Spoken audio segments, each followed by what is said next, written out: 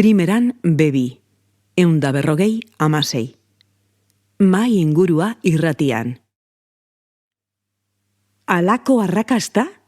Udal gobernuak argi zuen herriko plazaren diseinua ezin zitekeela erabaki modu isolatuan. Beraz, hori izan da abiapuntua. Plazaren erabilera eta funtzioak guztion artean adostu behar dira. Erabiltzaile gehien duen herriko espazio komun handiena delako. Guztion artean adostu behar direla diozu, baina mozorrotu egiten duzue herritar kopurua. Badakit zuen hitz egiteko modua dela, baina herritar guztiok hartzen ditugula erabakiak diozuen arren, askok ez du eman iritzirik, nik esaterako, ez dut hartu parte prozesuan, eta nire antzera badira gehiago. Denok dakigu ezinezkoa dela biztanle orok parte hartzea, baina ez didazu ukatuko bistakoa dena. Itzela izan dela guztion begiz ikusi ahal izan dugun parte hartzea.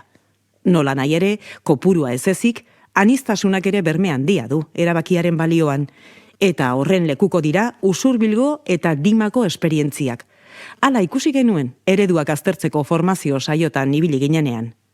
Ereduak eredu, nik uste bereizi egin beharko litzatekeela iritzi bilketa eta erabaki ahalmena. Izan ere, gaur egun formazioa edozeri deitzen zaio, baina ezin da alderatu talde teknikoko kideen prestakuntza maila herriko 3 urteko aurrei eskainitako antzerki saio batekin.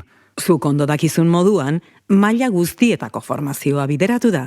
Hasi gugandik, talde teknikoko partaideongandik, dela arkitektoa, dela alkatea, eta plazan jolasean ordu gehien pasako duten aurtaldeetaraino. Beraz, ondo ulertu badizut, esaten ari zara handiagoa dela txikienen erabaki balioa, ados ez egoteagatik prozesu honetan parte hartu ez dugun herritarrona baino. Ez, nik esan dut guztiok balio dugula urrats erabakigarriak emateko, herritar ororen erabaki eskubidea beteko bada. Baina ez diot utzetik.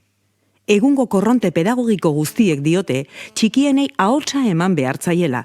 Horretarako eredu hartu genuen Italian sortu eta ikertutako Haurren Hiria izeneko egitasmo arrakastatsua. Ezbairik gabe, azken batean, Haurren Hiria ez ezik gazteena, adinekoena eta adintarte guztiarena ere erabakitzerako orduan aurrekontuak aginduko du.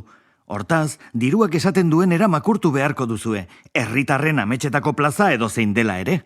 Nola nahi ere, aurrekontuak aurrekontu, diseinu bat irudikatu aurretik komeni izaten da kalitatezko diagnosi bat eskuartean izatea. Hala, ondotik datozen urratsak eraginkorragoak izan ohi dira. Bestela, erabakiak hartu ezinik ibiltzen gara, eta zaila da ezerezetik zentzuzko proiektu bat eraikitzea, norbere usteen baitan oinarrituta. Bat nator zurekin. Ziur naiz, xamurragoa izango dela zuen lana erabaki sendoenak hartuta baldin badatoz. Baitakit alferreko makina bat proiektu egiten dela bazterretan. Baina balekoak aldira diagnosi guztiak. Arrazoi duzu. Okerreko erabakien ondorioa konpontzea garesti irten daiteke. Merkeena da ondo identifikatuta egotea herritarrek zein bizi eredu nahi duten. Plazaren erabiltzaileen beharrak zein diren, nolako bizi ohiturak dituzten, nolako premiak, nolako beldurrak.